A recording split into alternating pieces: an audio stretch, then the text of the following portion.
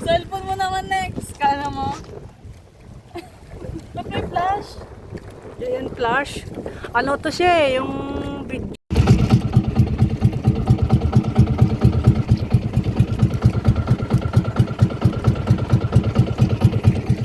Hi, welcome to my channel.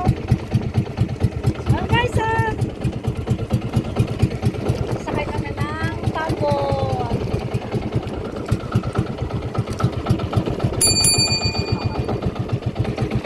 Hello mga langga, kami ay sumakay ng pambot. Patawid kami sa kabilang island lang po, malapit lang po to, papuntang Yatu. Bale, 15 minutes lang or 20 minutes. Ayan nga, dumating na kami mga guys at dito kami magpa-relax at mag-swimming kasi napakaganda ng tubig, napakalinis at ang linaw. White sunset, tapos malinaw yung tubig. Yun, ang ganda. At syempre, pwede kayong magluto dito at pwede din kayong mangisda dito at kukuha ng mga tawag nila mga shell. Puro umang. Dati po kasi may dala kami mga ingredients. Dito na kami nangisda yung kuya ko at dito rin kami kumuha ng mga shell. Niluto namin itong ulam namin tanghalian. Kaya ang ganda dito guys. Oh, nakaka-relax talaga. Alam mo na namin. Si Buglet nagbantay sa karwa. Tawag ka day.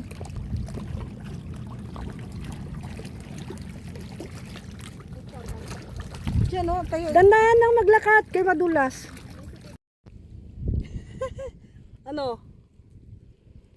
Endong? Dito uno na ako, layo oh. Endong? Oo. Hindi na tayo matusik gani karon matusik. Guys, tuwang-tuwa yung tatay namin. Nagsisisid na kung ano-ano. Nakikita sa ilalim ng tubig. Ang tubig po ay parang kristal. Napakaganda, napakalinis mga guys. Kasi nga, konti pa lang yung tao, ang bahay dito nakatira. Yung nakatira dito, yung bantay ng sa beach siguro. Yun lang. Wala nang bahay. Pwede rin dito mag-overnight mga guys. Madalas yung mga kuya ko dito nag-overnight. Kasi kami, bihira lang dito taon kami pag umuwi guys. Kaya pag umuwi ako, talagang niyayaya ko sila pumunta dito kasi nga nakaka-relax talaga ang tanawin dito at saka mga tanawin. Ang ganda. Sapatos ko madulas sa tubig.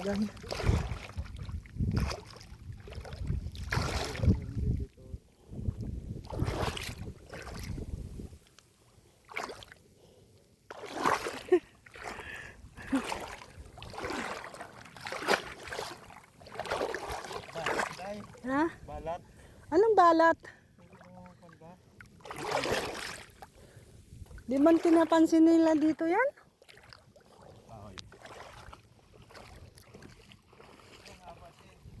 Wag na! Wag mo na galawin yan! Tara na!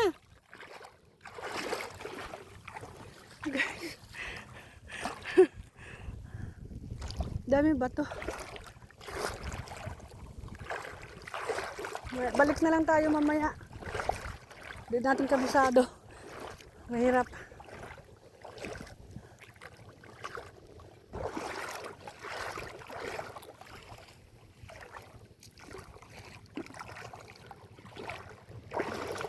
May mga starfish doon, iba-ibang kulay.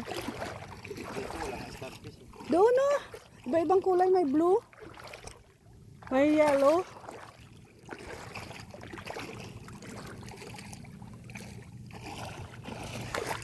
Uy, danlog.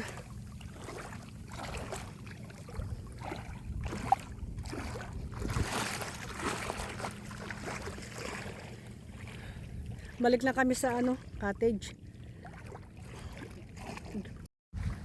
Yan na.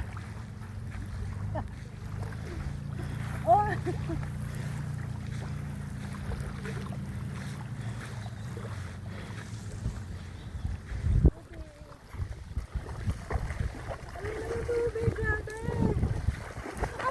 Grabe, ang linaw na tubig guys, oh. Ang ano lang yan siya. Hi! Tawag doon.